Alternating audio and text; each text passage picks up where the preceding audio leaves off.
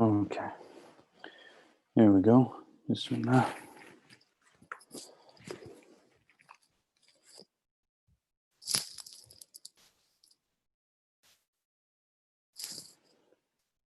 Bismillah.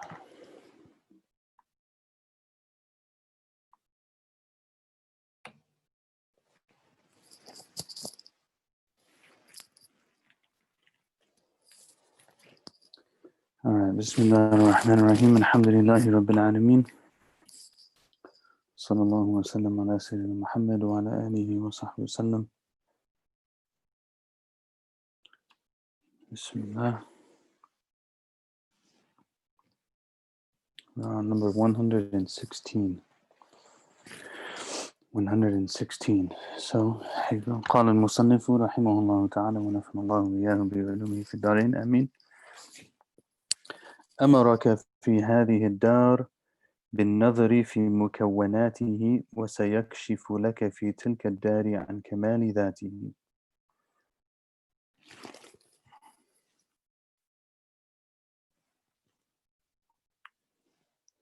So he says, he commanded you in this world to reflect upon his creations, but in the hereafter he will reveal to you the perfection of his essence. So it's basically just saying that our role in this life is to look at the things that Allah has created, and in doing so gain some sort of insight as to the majesty of Allah subhanahu wa ta'ala, and that understanding again is an understanding that happens in the inner eye.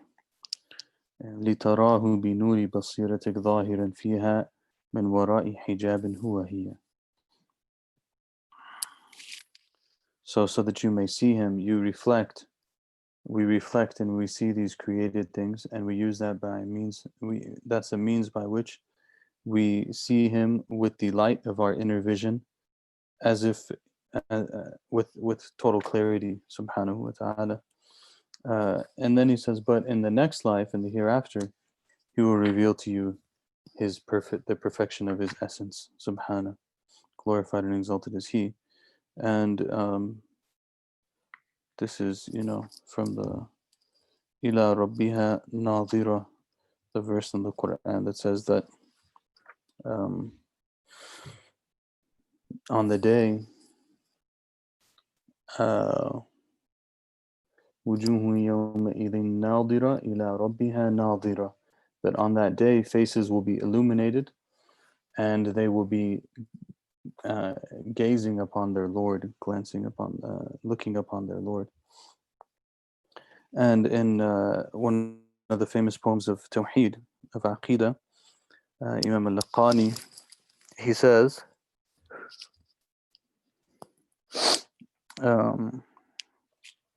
this is Jawharat al-Tawheed, it's his famous work in Aqidah.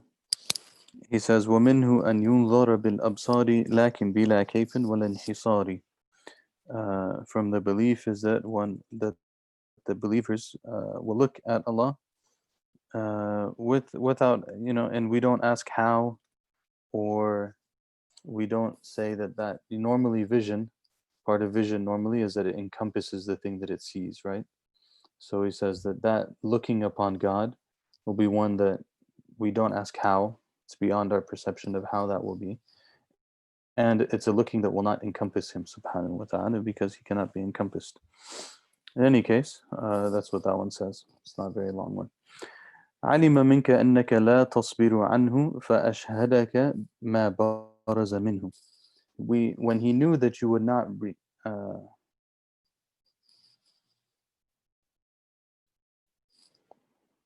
don't know about this translation here.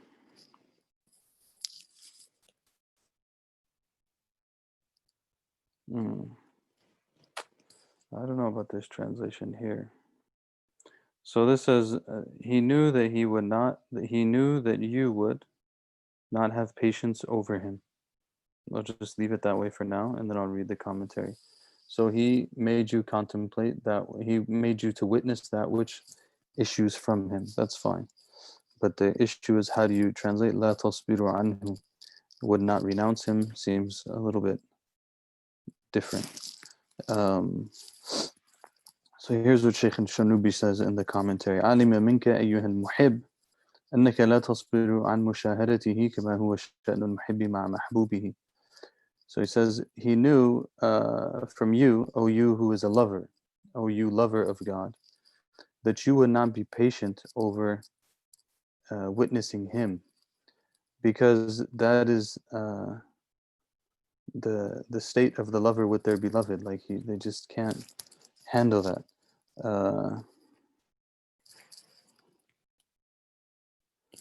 So he may, so he, maybe, I don't know. Hold on, give me a second. I read this earlier and I thought I understood it, but now I'm looking at it and I'm wondering if I understood it, and maybe I didn't. And if I didn't, then I probably shouldn't say anything.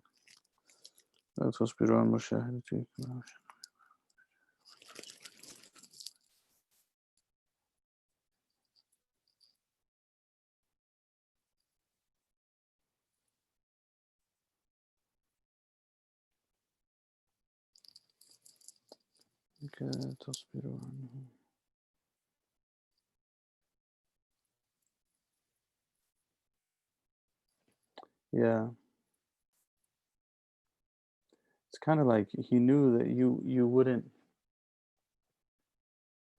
and when you're in love with someone, you want to see them, and we can't really, the limitations of this life make it so that we can't truly see God in this life. And so what he did out of mercy to us is that he allowed us to be able to contemplate him and witness him through that which issues from him, from that which he's created. So it's connected to the one before it. So we can, out of his mercy, he gave us ways that we could know him, because our heart, it has to be with him. Our heart longs for him. Glorified and exalted is he.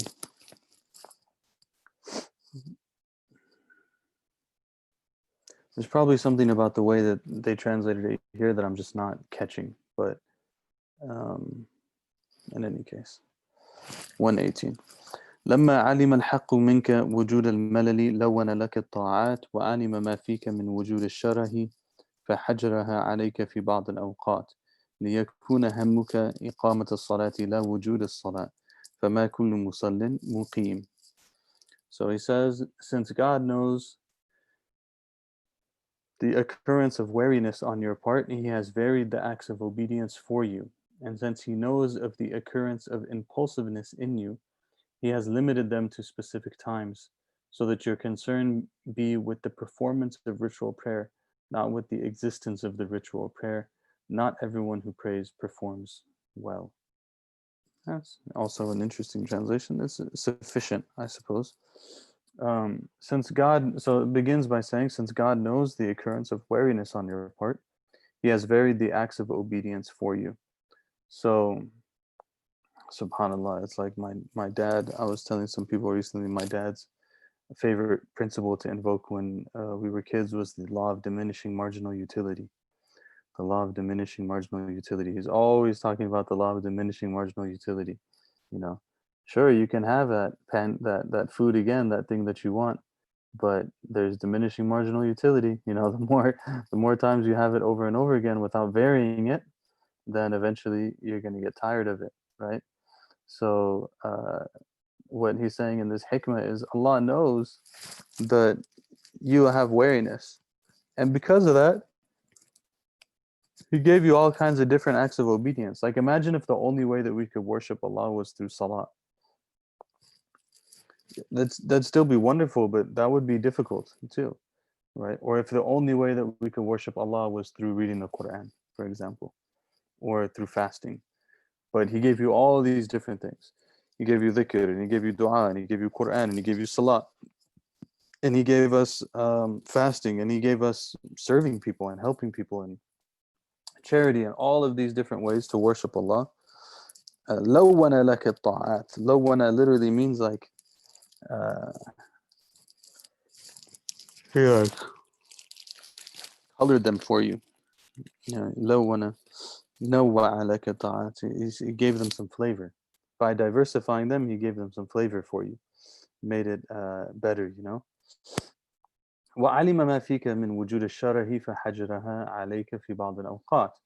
And he knew that that you, so on one side he knows that you have this tendency, you, general you, all of us. I don't know why I'm defaulting to you today. Um, on one hand, he knows that we have a tendency to become wary with doing acts, doing the same thing over and over again. So in order to deal with that, he gives us this wide variety of deeds. And on the other hand, he knows that sometimes we have a tendency to go overboard. And so in order to prevent that, he made it so that there's certain things we're not supposed to do at certain times. So like there's times the day when we shouldn't pray. There's we don't just read, there's certain etiquettes to reading the Quran, to not reading the Quran, times when you could do this, times when you could do that, so on and so forth. So in doing that, then he actually also, uh, and on one side, he diversifies it to make it more interesting for us. On the other side, he restrains it a little bit so that we don't go overboard. And all of that is to get us to the point where instead of just having salat, we can have iqam salat, iqamat as-salat. So not only are we having the prayer, but we're establishing the prayer. In the commentary, one of the things he says is that it's not particularly about prayer, but he's using prayer as an example, right? So part of what the benefit we get from not being able to do certain acts of worship in certain cases, and also having very different acts of worship that we can do, is that when we do it, we're making sure that we actually uh, do iqama. Iqama is like, it's interesting actually, like in modern Arabic in the Arab countries and stuff, your iqama is the same word they use for a visa. So, your iqama is your visa. It's essentially your right to stay. You're allowed to now have maqam in the place. You're allowed to stay in the place.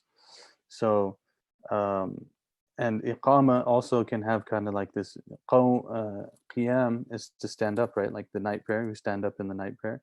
Iqama is to make something stand. So it's not just that we have some salat, this prayer that's kind of lackadaisical and we're not really paying attention, we're not really whatever.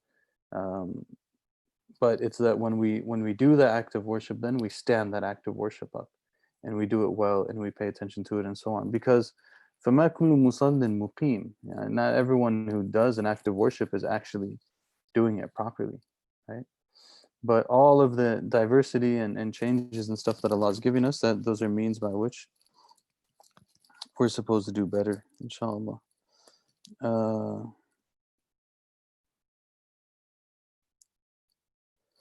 He says, فَمَا كُلُّ مُصَلٍّ مُقِيمٍ لِأَنَّكَ قَدْ عَلَمْتَ أَنَّ الْمُقِيمَ لِلشَّيْءِ هُوَ الْقَائِمْ بِهِ عَلَى وَجْهِ الْكَمَالِ من غير نقص ولا إخلال.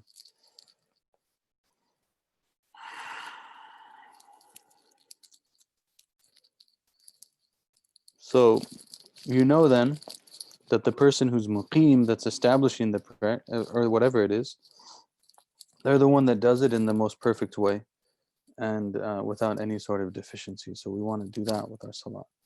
Then he's going to go into some of the hikam around salah itself. So these are kind of cool because now you're getting into a commentary that he gives on the salah. الصلاة طهرة للقلوب من أدناس الذنوب واستفتاح لباب الغيوب. So, it's whenever you study fiqh, in the fiqh, they always will give you, whenever you have something, they'll give you the definitions. They give you the linguistic definition, then they'll give you the definition of the term within the field of law itself. So, for example, they'll say for as-salat, the as-salat in the Arabic language in its origin is dua. It's the same as dua, to call upon God. But as-salat shar'an in the Sharia, the salah is, أفعال مخصوصة في أوقات مخصوصة بدءا من تكبيرة إحرام وختاما بالتسليم, or something along those lines. They'll say like there are specific actions done at a specific time, beginning with the opening Allahu Akbar and finishing with the closing salam. Now this is the salah in that context, right? But now he's giving you like a salah almost in the context of spirituality. Like, what is salah? Okay, I know what salah is in terms of the physical act that I'm doing, but what is salah as a spiritual experience? So he says it's طهرة للقلوب من أدناس الذنوب واستفتاح لباب الغيوب. Ritual prayer is a purification for hearts and an opening up of the door of the invisible domains. Um,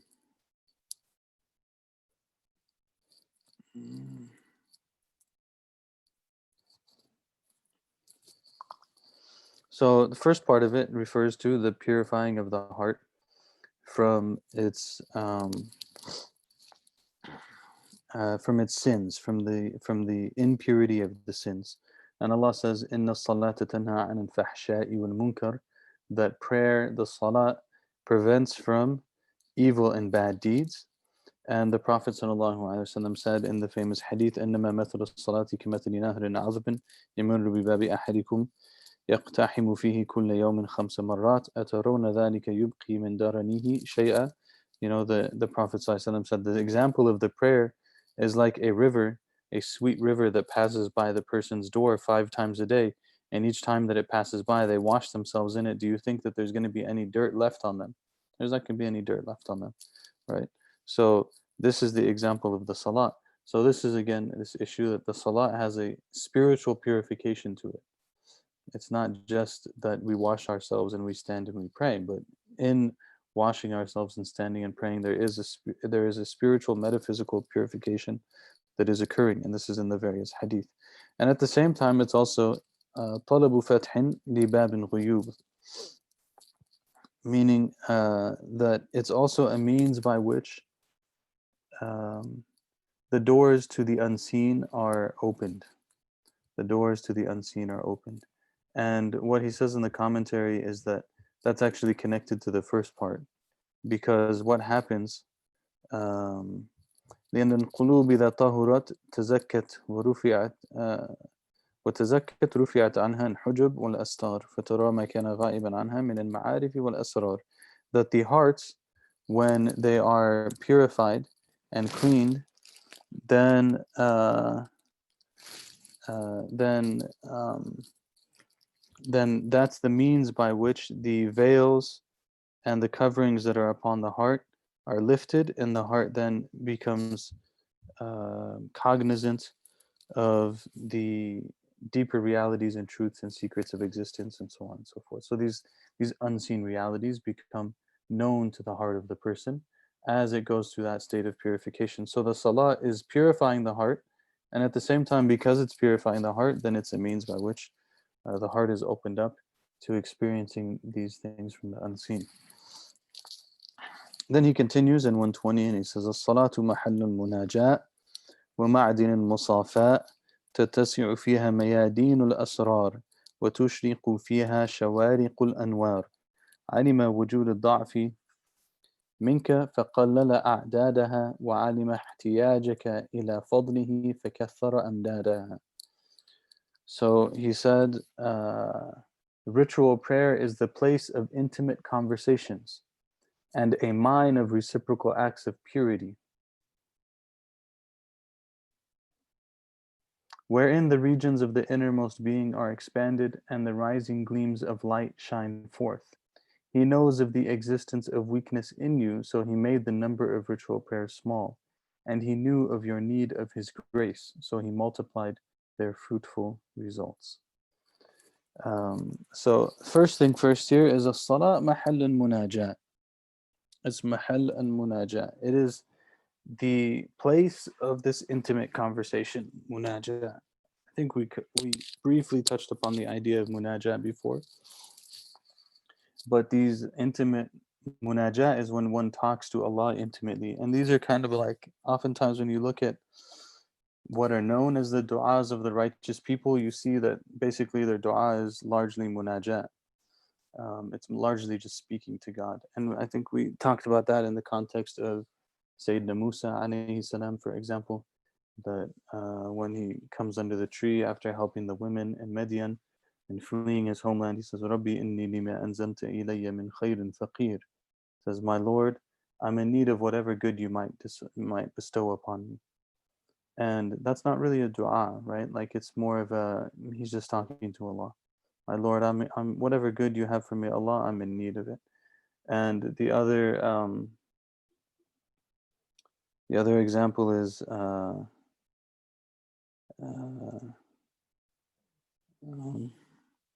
Yunus alayhi salam, La ilaha illa ant subhanak inni kuntu min al-zalimin. There is no God but you, glorified are you, I'm from those who oppress. I'm from the oppressors.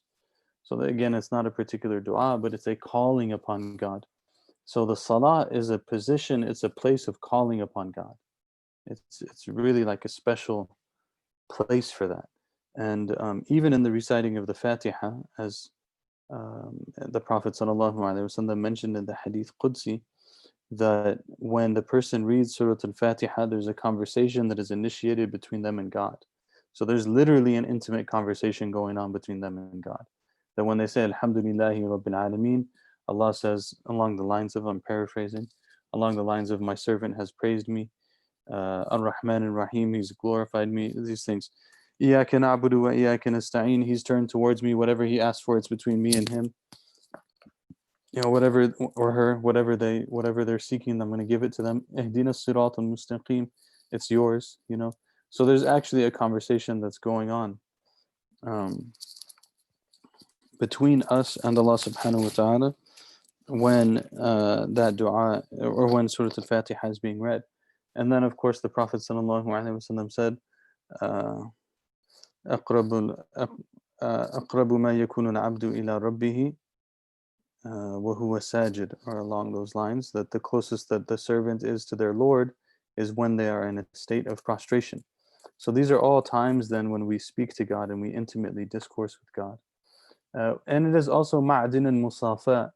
It is also the mine. The ma'din is the mine, like the mine of gold and so on and so forth. It's the place where the work of purification happens also. Musafa is like purification. So this purification is also happening in this place. And it is the place also where all of these, the heart is opened up to these secrets, as we mentioned before. And Allah subhanahu wa ta'ala, and it's tushriqu fiha shawariq al-anwar, and the light shine forth in the heart. So the salah is a really big deal. And Allah knows that we are in need. He knew how weak we were, how weak we are, so he made the ritual prayers small. Remember in the story of the Prophet ﷺ, when the salah is first ordained, the salah is 50. And then when the Prophet ﷺ goes back down from the highest heaven, he goes and he sees Sayyidina Musa. Musa tells him, alayhi salam, you should ask for less maybe, because it's going to be a lot for the people. I know the people. He has like experience, right? He has some really serious experience on the ground. So he tells him, of course the Prophet ﷺ does too, but Sayyidina Musa really dealt with the people. So he goes back forth until the daily prayer becomes 5. So Allah knew that it was going to be difficult for us to do more than 5. That was going to be kind of like the limit. So he lessened it from 50 to 5. But at the same time, he knew how much we needed the salat. So he made those 5 like 50. And this is what we say about the story, right? That when the Prophet ﷺ goes back and forth to Allah subhanahu wa ta'ala and it becomes 5, then it's said that it's 5 daily prayers that you have, but those 5 daily prayers will be like 50. So subhanAllah, Allah is taking care of the believer from both sides. He knew that you needed less, but he gave you the same. He gave us the same reward and multiplied the results of the salah as if it's 50 times, even though or as if it's 10 times, even though it's only 1, or as if it's 50 times, even though it's only 5. Subhanahu wa ta'ala. 122, he says, متى طلبت عوضا على عمل طولبت بوجود الصدق فيه ويكفي المريب وجدان السلامة. This one's a little bit scary.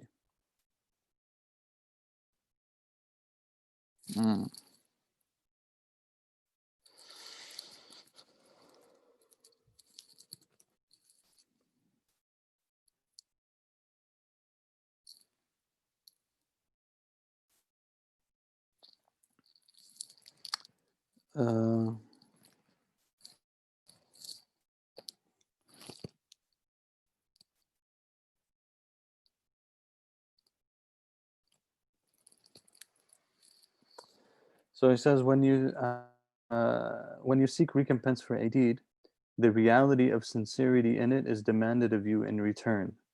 As for the insincere, the feeling of security from chastisement suffices him. Uh,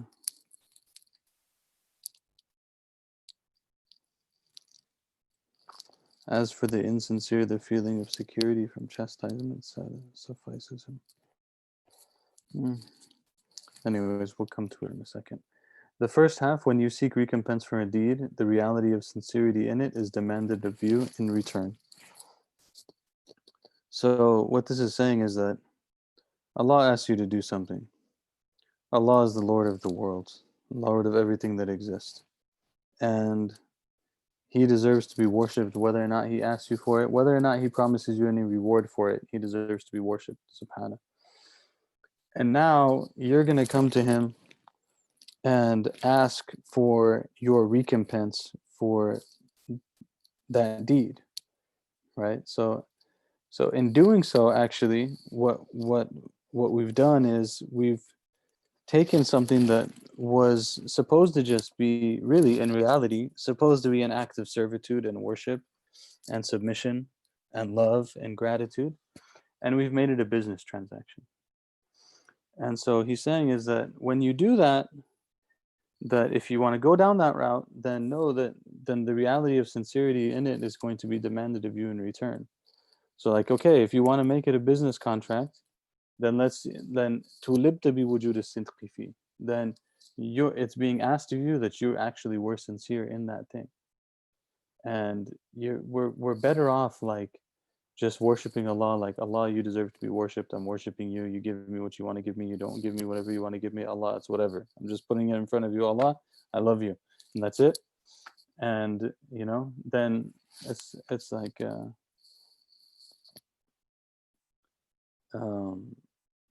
rather than to make it transactional, because when we make it transactional, then it's like, okay, did you really fulfill your end of the bargain? And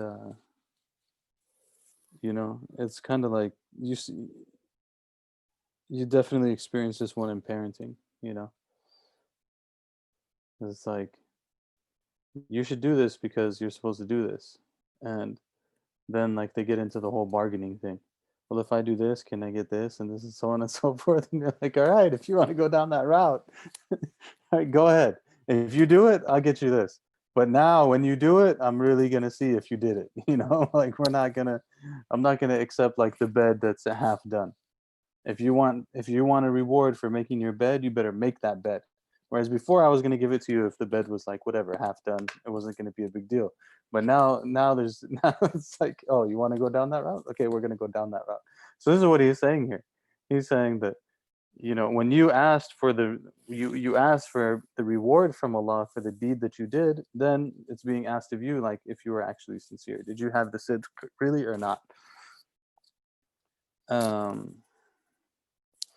Then he says, وَيَكْفِي الْمُرِيبَ وِجْدَانُ السَّلَامَةِ, which the translation is, it's actually kind of, there's probably multiple ways you could translate it.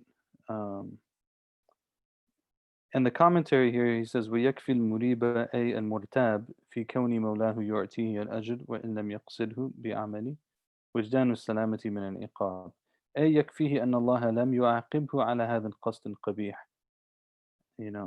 So he says that the person who has doubts over whether or not his Lord will give him the reward, even whether or not he intended that when he did it, then it's sufficient for that person that they weren't punished. Like like you came to this interaction not thinking well of Allah in the first place. It's saying like, if you're and ask Allah for the reward that from that deed, then what are you saying? He wasn't going to give it to you? Of course he's going to give it to you. He's Allah. So you don't have to ask in the first place. When you ask in the first place, there's a little bit of like an accusation in that accusation. Like there's a little bit of, I'm doubting whether or not he's going to give it to me. So he's saying for that kind of person, then it's sufficient for them that he didn't punish them. He didn't punish them. they've been wujdan as-salama, they have security. That just the fact that they came to the interaction like that and they didn't get punished, that should be enough for them. Forget the reward and the recompense and everything else. Your reward was that you didn't get punished when you interacted with the situation like that. So it's a little bit, it's pretty strong. I don't know if that really gets across in the translation there, but you know, that's at least one of the meanings. That's what he mentions here in the commentary. Perhaps in other commentaries there might be more. Allahu alam. Unfortunately, I don't know if I can blame it on time, but I don't usually, ideally in the proper world, I would consult, 4 or 5 different commentaries, but generally I'm only consulting one. So, alhamdulillah, Allah forgive me. 122 لا تطلب عوضا على عمل لست له فاعلا يكفي من الجزاء لك على العمل أن كان له قابلا. So he says that do not seek recompense for a deed whose doer was not you. It suffices you as recompense for the deed that he accepts it. So what is getting at here is Allah says in the Quran, وَاللَّهُ خَلَقَكُمْ وَمَا تَعْمَلُونَ, that Allah created you and everything you do. So he's saying, how are you going to seek recompense for a deed who you're not even the one that did it? Allah is the one who did it. Allah is the one who did everything. So it wasn't even you in the first place, and now you want reward for it. And it's sufficient for you that he would accept it. Like that's more than enough that he would accept it in the first place. Is sufficient reward. You don't need more than that. إذا أراد أن يظهر فضله عليك خلق ونسب إليك. When he wants to show his grace to you, he creates states in you and attributes them to you.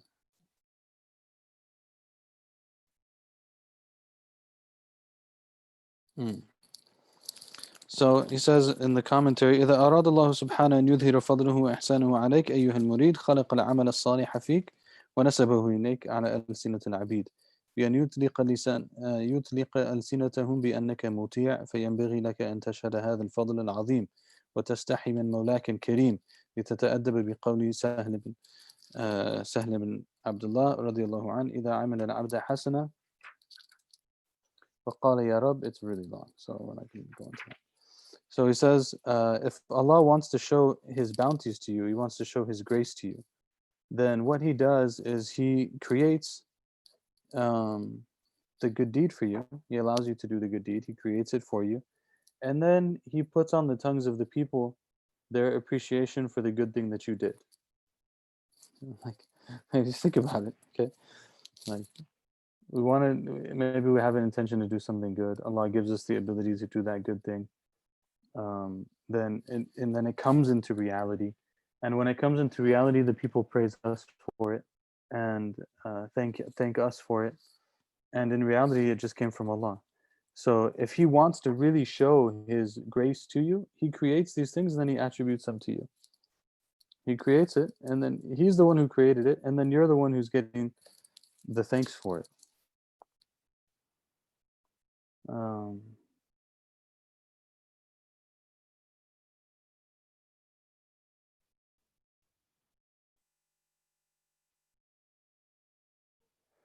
Yeah, see, there's an element in there of tawheed, not only humility. Now you see oftentimes amongst like Muslims, you tell them thank you, and they say, "Oh, I didn't do anything. I didn't do anything," and that's humility, but it's also actually there's an element of aqidah in that I didn't do anything, which is like truly actually I didn't do anything. In reality, I actually didn't really do anything. I just Allah let me do that, and that's His blessing upon whoever He wishes to bestow His blessings upon. Subhanahu. So that's like just something to reflect upon. That to have the ability to do good and for people to recognize it is a tremendous blessing.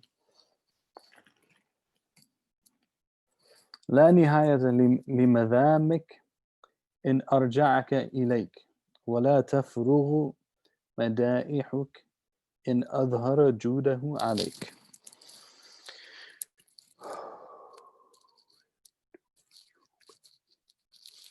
Were he, should be were. Were he to make you go back to yourself, there would be no end to the reasons for blaming you. And were he to manifest his beneficence toward you, there would be no end to the reasons for praising you. So,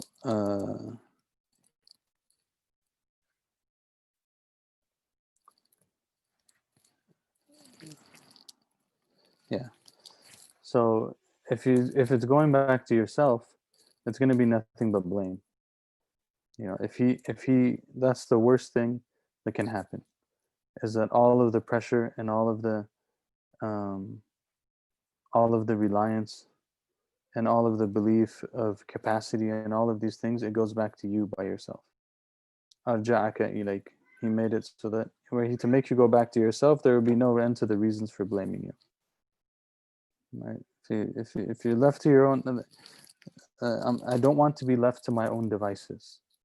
Right? I don't want to be left to my own devices. The dua of the Prophet sallallahu alaihi wasallam. Ya Hayyu ya Qayyum, برحمتك أستغيث ومن عذابك أستجر أصلح لي شأني كله ولا تكلني إلى نفسي ولا إلى أحد من خلقك طرفة عين. It says, Ya Hayyu Ya Qayyum, O you who's living, O you who's sustaining. برحمتك أستغيث. In your mercy, I seek refuge. It's not refuge, but like aid. I seek to be helped, saved. I seek my salvation in your mercy. ومن عذابك أستجير. And from your punishment, I seek refuge. أصلح لي شأني كله. Rectify for me the entirety of my situation. Rectify for me the entirety of my condition or my situation. It's such a beautiful dua. It's so comprehensive. The duas of the Prophet sallallahu alaihi wasallam. أصلح لي شأني كله ولا تكلني إلى نفسي ولا إلى أحد من خلقك طرفة عين. And don't leave me to myself or to anything in your creation for the blink of an eye. Don't leave me to myself or to anything in your creation for the blink of an eye. Like, don't let me believe, save me from thinking that there is any salvation other than in you, Allah, and that there is any aid other than in you, Allah, and that there's any support and anything other than you, Allah. Don't let me do that even for a moment. As I say, were he to make you go back to yourself, there would be no end to the reasons for blaming you. Because, like, if that's what it is, you're going to see what it is. But rather, and on the other hand, if he were to manifest his beneficence upon you, أظهر جوده عليك, that he shows his generosity to you, then there would be no end to the reasons for praising you. As long as it's coming from him, there would be endless things that you can be praised for, as long as it's coming from him. But if it's coming from you, oof, it's going to be issues. Then 125, he says, كن بأوصاف ربوبيته متعلقا وبأوصاف عبوديتك متحققا. Cling to the attributes of his lordship and realize the attributes of your servanthood. This is also again tied to the same. Sometimes you feel the ordering of the hikam is very interesting. In the beginning, I mentioned there's a black covered version that's printed, the Book of Wisdoms. It's been published in English and it has like a slight commentary on it. It's very good, and the commentary is very good, but it has a tabweeb. A tabweeb is when the order is changed. So, some people who came and they looked at the hikam and they're like, he talks about this here and he talks about that there and he talks about this over here, and like, why don't we just put everything that relates to dua in this chapter and everything that relates to salah in this chapter and everything that relates to tawbah in this chapter or whatever. And that translation is based on that. I personally prefer the order of the author. I think there's a wisdom in it.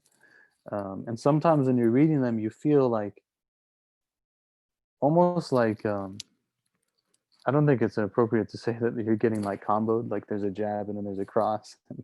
Like, you're getting hit with multiple ones, because it's not really that you're getting hit with them. It's like you can feel that it takes you to like one level and then the next one will take you to another level and it'll take you to another level. You feel like You're just swimming into like deeper and deeper depths. So this is connected to the one that's before it, right? Um, Cling then to the attributes of his lordship, his might, his power. Know that these are his qualities, subhana, and cling to your attributes of servanthood. So you recognize that he has the most, we recognize that he has the attributes of majesty, and that we have the attributes of weakness and incapacity and need, and so on and so forth.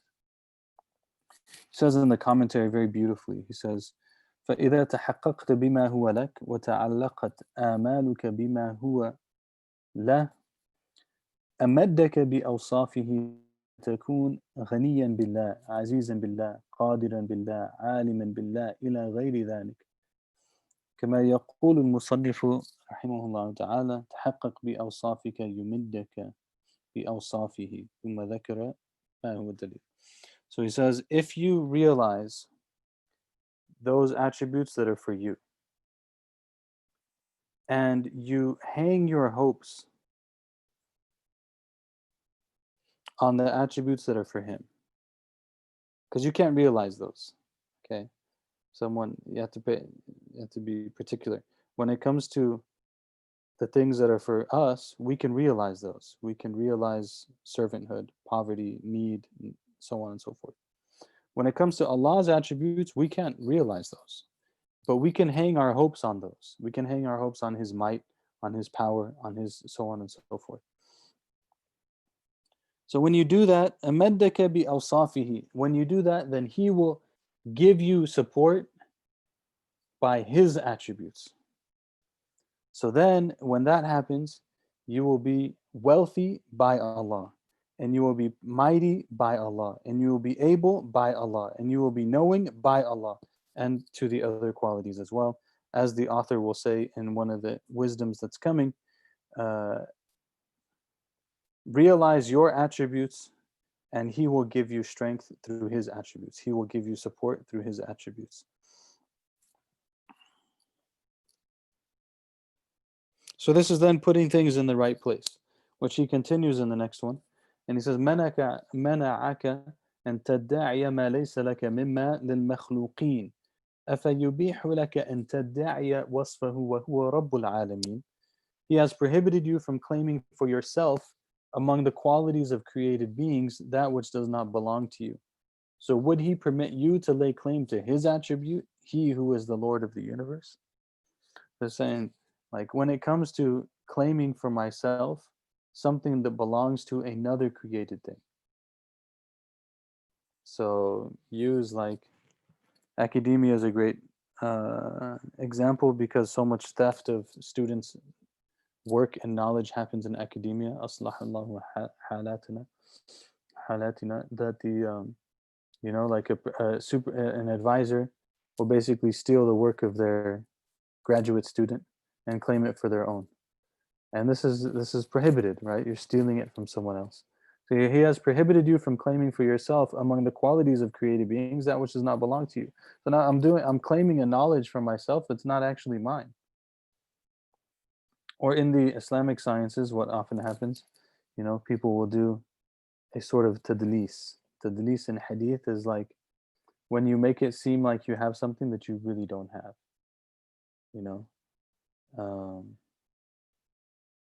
So like a simple example of this sometimes would be like, our teachers always say about this such and such, and it's actually like one teacher. So now you're making it seem like you heard from 20 different people of knowledge the same point, which was like really strong, when in reality it was only one person. Or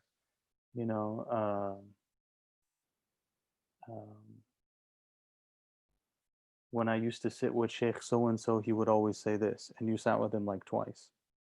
It wasn't that it wasn't like you were always with the person and you were always learning from them. You saw them like once or twice, heard something cool, and then made it seem like they're your sheikh. So these are all kinds of like claiming something for oneself, that which you don't really have. Like it's not really mine, and that's prohibited. So he's saying this is one side of it. So isn't it more the case? Like, so how could it be possible that you can claim an attribute that is his, and he's the Lord of everything, subhanahu wa ta'ala? Like, Know your place. You are the servant. We are the servants. He is the Lord.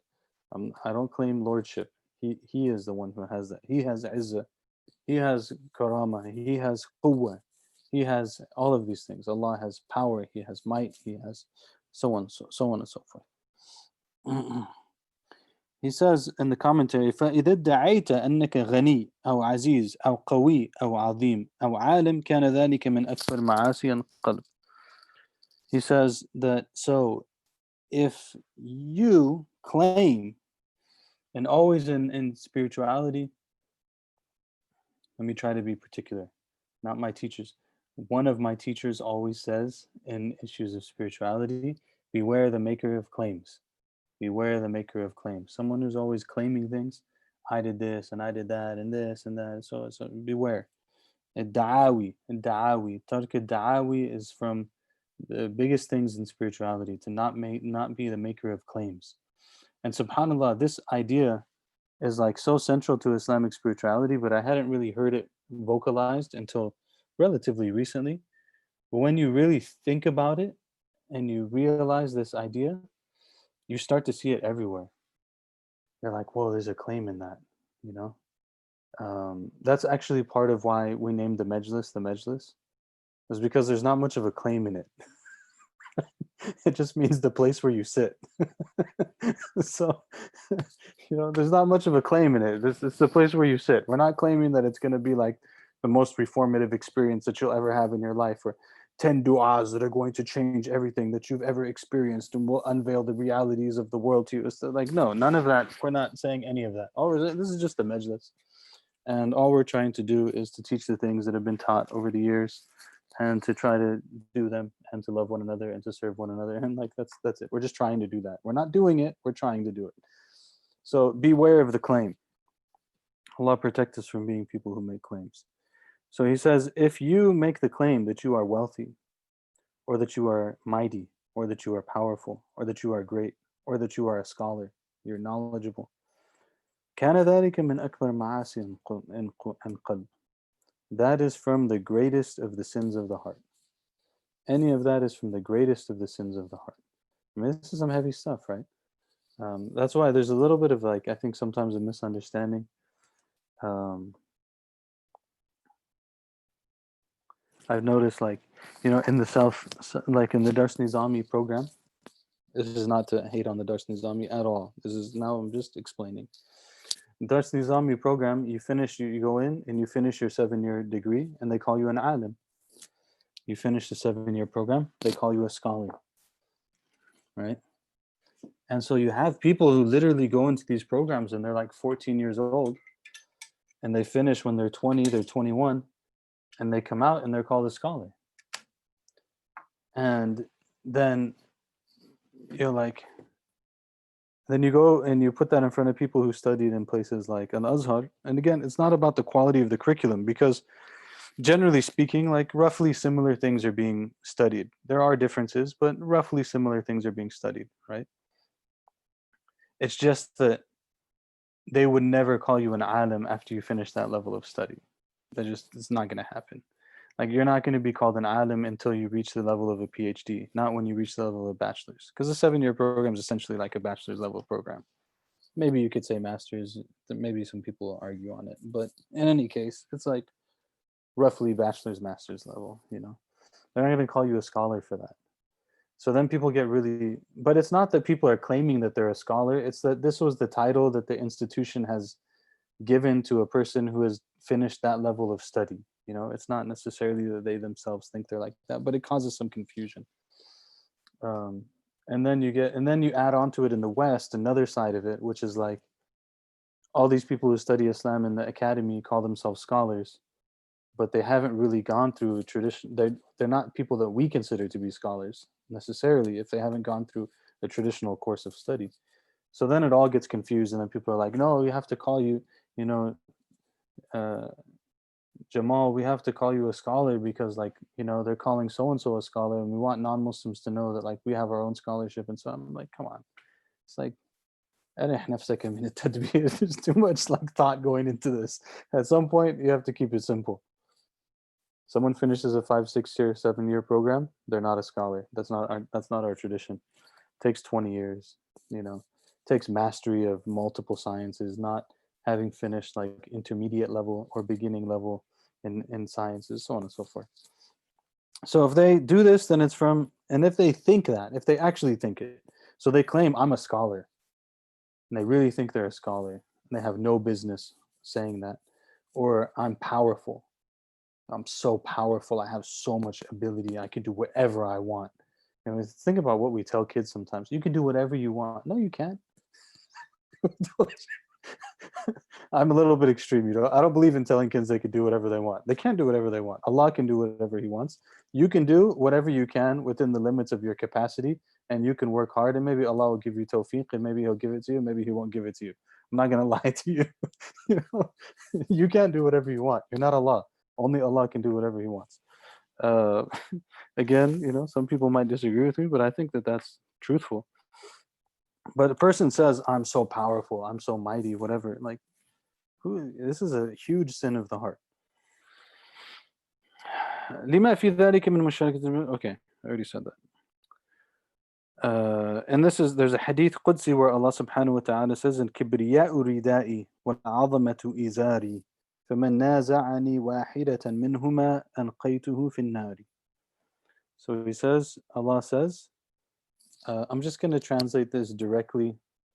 Know that ليس كمثله شيء, right? Like there's nothing that's similar to Allah in any sort of way. He's completely dissimilar from creation. But these are the words that are used in the particular text. That might is my cloak, and magnificence and power is my waistcloth. So whoever challenges me in either of these, I will throw them into hell. This is what Allah said in this hadith Qudsi. It's basically saying, like, don't think that you're these things. You're not these things. Don't claim to be Allah. Don't claim to be Allah. And a lot of, actually, you know, again, sometimes like this idea too is it's also an idea that like we have to be careful, you know. We don't want to get into playing as if we're Allah. Ta'alluh.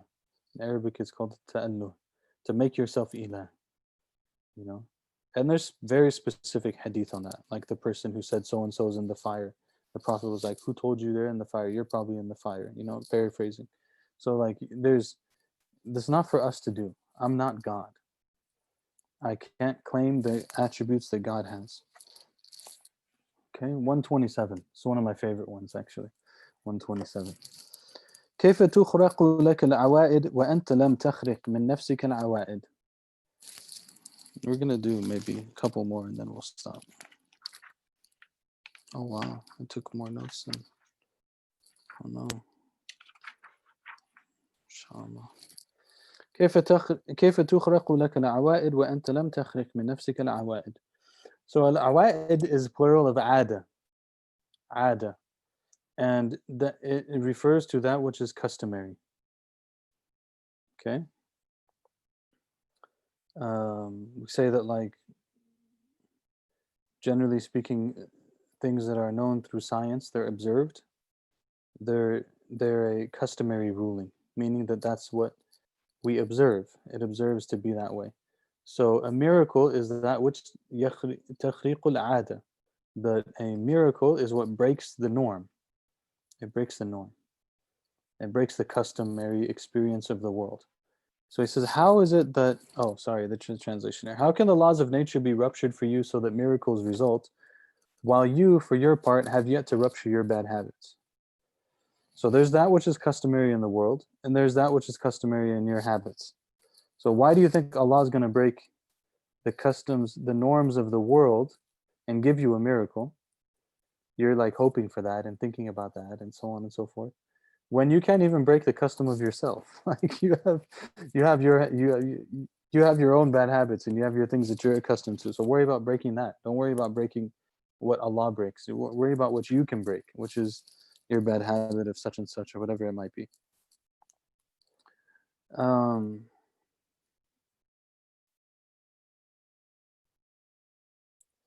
He says in the commentary, which is interesting. By the way, the author of the commentary, there's like known miracles that were experienced from him. They're in his biography and stuff. I forget some of them right now, but I remember reading them in a different book of his, in the intro to a different book of his.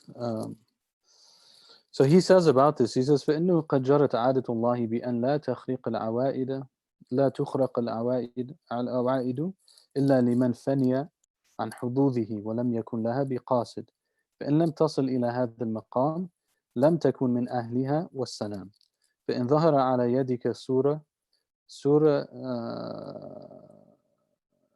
كرامة فربما كان ذلك استدراجا فخف من ظهورها على يدك واتخذ التباعد عن الركون إليها ناجا. So he says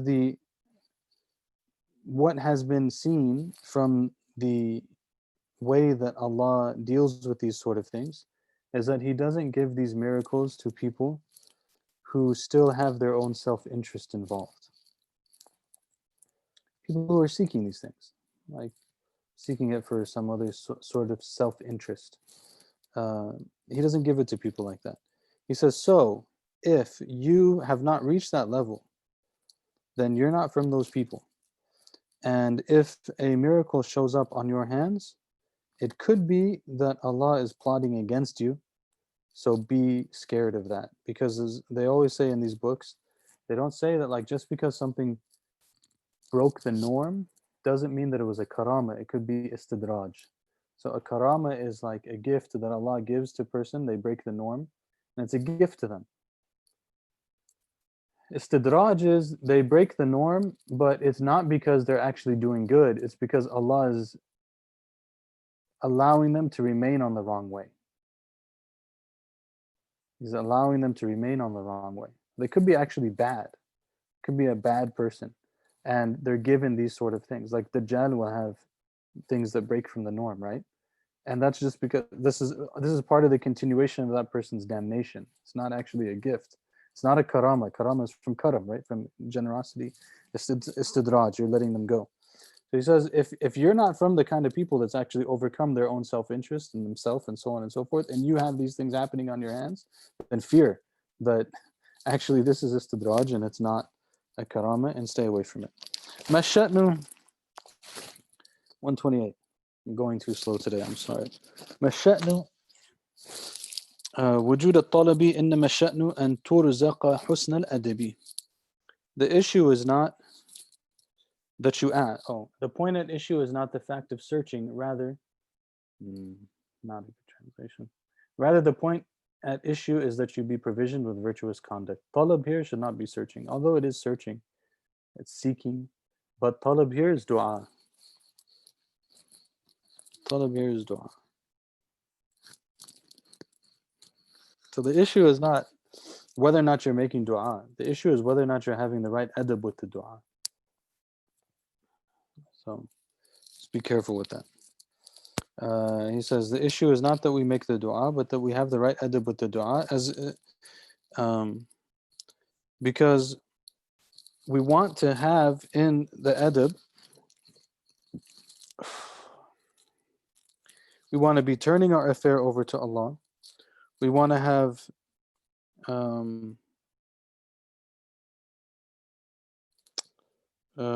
God, what's the word? We want to have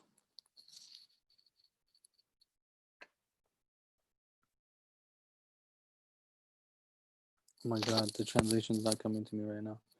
We want to have to turn our affair over to Allah. We want to be satisfied with that which He has given us. We want to be busy with remembering Him and depending upon Him. As is in the hadith, من شغله ذكري عن مسألتي أعطيته أفضل ما أعطي السائلين.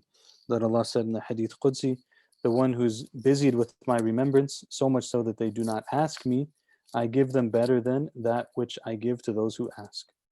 It's very important, hadith Qudsi. The one who's busied with my remembrance, such that they do not ask me, I give them better than what I give to those who ask.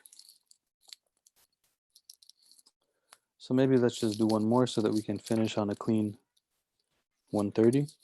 ما طلب لك شيء مثل الاضطرار ولا أسرع بالمواهب إليك مثل الذلة والافتقار. So he says, nothing pleads on your behalf like extreme need, nor does anything speed gifts to you quicker than loneliness and want. So, what is the best thing that will help you in Allah giving you those things that you want? I don't know what is going on in that living room right now. These kids are so crazy. Alhamdulillah, they're a blessing. They're good kids, but they're just funny sometimes. I got distracted. Nothing pleads on your behalf like extreme need. So, what is it that really helps you in that which you are seeking from Allah is this state of extreme need. State of extreme need, really feeling our neediness towards Allah. And what is it that brings Allah's gifts quickly to us is the state of lowliness and want. الذلة والافتقار. So to feel those things is the best position to be in. And he says at the end of his commentary on this, the commentator, he says, وَافْهَمْ هَا هُنَا قَوْلَهُ صَلَى اللَّهُ عَلَيْهِ وَسَلَّمَ لا حول ولا قوة إلا بالله كنز من كنوز الجنة. It's really beautiful, actually. He says, and understand here the statement of the Prophet sallallahu alaihi wasallam that لا حول ولا قوة إلا بالله, there's no might or power except with Allah, is a treasure from the treasures of paradise. Because everything that's going to come to you and everything that's going to come to us from the gifts of the unseen, from the generosity of Allah subhanahu wa ta'ala, the best thing that we can put forth to get those things is our own neediness and our own loneliness and our own submission to Allah. That's what brings us those things. So he says, وَلَا حَوْلَ وَلَا قُوَّةَ إِلَّا بِاللَّهِ is a treasure from the treasures of paradise. Because the essence of that is the recognition of the person's need and reliance and utter dependency upon Allah subhanahu wa ta'ala jalla jalal.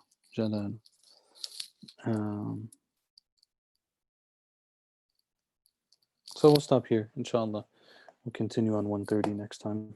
صلى الله وسلم على سيدنا محمد وعلى آله وصحبه وسلم سبحانك وبحمدك نشهد أن لا إله إلا أنت نستغفرك ونتوب إليك والعصر إن الإنسان لفي خسر إلا الذين آمنوا وعملوا الصالحات وتواصوا بالحق وتواصوا بالصبر. If there's any questions or observations anyone has, أهلا وسهلا. Kia and Uncle Charlie, I see you guys usually, so it's good to see you. Abdullah and Hanan, very good to see you. We don't usually get to see you guys on the screen. Very, very good to see you, mashallah. I do miss seeing everyone. So glad that you joined in that way today. Mashallah, I hope you guys are doing well.